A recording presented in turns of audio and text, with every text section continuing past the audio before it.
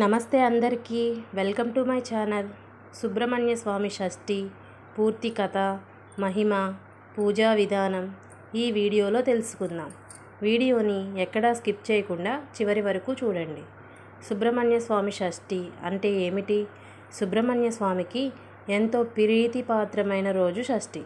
ప్రతి నెలలో శుక్లపక్షం 6వ రోజు వచ్చే ఈ షష్ఠిని సుబ్రహ్మణ్య షష్ఠి, కార్తికేయ షష్ఠి, స్కంద షష్ఠి అని పిలుస్తారు. ఈరోజు 60,000 దేవతలను రక్షించిన రోజు. అసుర సంహారం జరిగిన పవిత్ర తీర్థం. పాప విమోచనానికి అత్యంత శక్తివైన రోజు అని పురాణాలు చెబుతున్నాయి.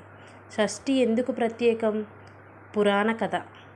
ఒకప్పుడు అతిగా శక్తిని సంపాదించిన తారకాసురుడు ప్రపంచాన్ని భయపెట్టాడు. దేవతలు, ఋషులు, యోగులు ఎవరూ అతన్ని జయించలేకపోయారు. తారకాసురుడిని సంహరించగల శక్తి శివుడి కుమారుడికే ఉంటుంది అని దేవతలు గ్రహించారు. ఆ సమయంలో శివుడు పెళ్ళి అయి ఎక్కువ కాలం కాలేదు. పార్వతీ అమ్మవారు తీవ్ర తపస్సు చేసి 6 చుక్కల రూపంలో అగ్నిలో పుట్టిన కుమారుడు స్కందుడు, సుబ్రహ్మణ్యుడు, కార్తికేయుడు పుట్టారు. 6 బిడ్డలను కృత్తికలు పోషించడంతో ఆయనకు కార్తికేయుడు అనే పేరు వచ్చింది. సుబ్రహ్మణ్యుడు 6 ముఖాల వాడుగా అపర పరాక్రమ శక్తితో పెరిగిన తర్వాత తారకాసురుడిని సమరంలో సంహరించాడు. ఆ విజయం సాధించిన రోజు షష్ఠి. అందుకే ఈ రోజున విజయం, ధైర్యం, శక్తి, భయ నివారణ కోరుకుంటూ పూజ చేస్తారు. షష్ఠి రోజు పూజ ఎందుకు చేస్తున్నాం? శక్తి, ధైర్యం, విజయాన్ని ఇచ్చే రోజు. సుబ్రహ్మణ్య స్వామి విజయాన్ని సూచించే రోజు కాబట్టి ఏ పని మొదలు పెట్టే ముందు షష్ఠి పూజ చేస్తే అడ్డంకులు తొలగుతాయని విశ్వాసం. నాగదోషాలు, పుత్రదోషాలు, వంశ సమస్యలు సుబ్రహ్మణ్య స్వామి నాగదోష పరిహారానికి అత్యంత శక్తివంతమైన దేవుడు. షష్ఠి రోజున నాగప్రతిష్ఠ, నాగదేవత పూజ చేస్తారు. కుటుంబ శాంతి, ఆరోగ్యం, సంపద. షష్ఠి ఉపవాసం ఆరోగ్యాన్ని బలపరుస్తుంది, మనసుకు ప్రశాంతత, ఇంటి శుభఫలాలు తెస్తుంది. పిల్లలు లేనివారు ప్రార్థిస్తే ఫలితం త్వరగా ఉంటుంది.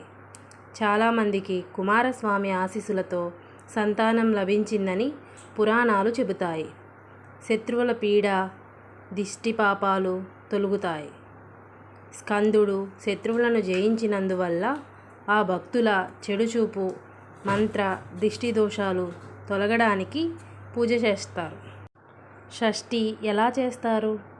సుబ్రహ్మణ్య స్వామిని శుభ్రంగా స్నానం చేసి పూజా స్థలంలో ఉంచాలి. విగ్రహం లేదా ఫోటో సరిపోతుంది. దీపం, ధూపం వెలిగించాలి. నువ్వుల నూనె దీపం ఎంతో శ్రేష్టం. పాలు, నదీ జలం అభిషేకం చాలా శాస్త్రమైనది. పాలు ఆరోగ్యం, చందనం శాంతి, నీరు పవిత్రత, పుష్పాలు భక్తి అంటూ అర్థాలున్నాయి. సుబ్రహ్మణ్య అష్టోత్తరం చదవాలి. ఓం సర్వదైవ మయాయ నమఃతో మొదలయ్యే అష్టోత్తరం చాలా పవిత్రమైనది. స్కంద షష్ఠి కవచం, సుబ్రహ్మణ్య సుప్రభాతం చదవాలి. నైవేద్యం పాలు, చక్కెర, పండ్లు నైవేద్యంగా పెట్టాలి. ప్రత్యేకంగా నైవేద్యం పంచామృతం, లడ్డు, బెల్లం, ఎండు నువ్వులు. షష్ఠి ఉపవాసం చేయడం వల్ల మనసు శాంతిస్తుంది, కోరికలు నెరవేరుతాయి. సాయంత్రం దీపారాధన. మనం చేసిన సంకల్పాన్ని స్వామికి అర్పించాలి. షష్ఠి ఉపవాస మహిమ. షష్ఠి ఉపవాసం మనసుకు శాంతి, శరీరానికి శుద్ధి, జీవితానికి విజయం తీసుకువస్తుంది. తరాలకు పుణ్యాన్ని చేరుస్తుంది. అంటే ఒకరు షష్ఠి చేస్తే ఆ ఇంటి పిల్లలకు ఆశీర్వాదం విస్తరిస్తుంది. అందుకే దక్షిణ భారతదేశంలో షష్ఠి రోజు ప్రతి ఇంటిలో దీపం వెలిగిస్తారు.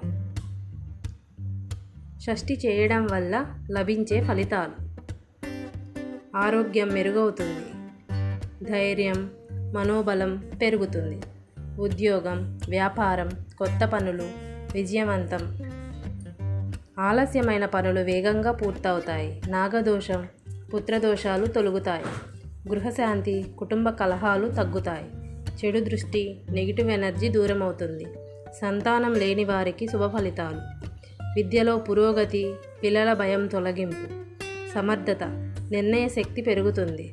షష్ఠి రోజు చేయాల్సిన సంకల్ప వాక్యం: ఓం శ్రీ సుబ్రహ్మణ్య స్వామి స్వామినాథ. ఈ షష్ఠి నాడు నేను చేసిన ఉపవాసం, పూజను అంగీకరించాలి. నా జీవితంలో ఉన్న అడ్డంకులు తొలగాలి. శక్తి, జ్ఞానం, ధైర్యం, ఆరోగ్యం ప్రసాదించాలి. ఓం శ్రీ సుబ్రహ్మణ్య స్వామియే నమః. మీకు ఈ వీడియో కనుక నచ్చితే ప్లీజ్ లైక్ చేసి, షేర్ చేసి, సబ్స్క్రైబ్ చేసుకోవడం మర్చిపోకండి. Thank you.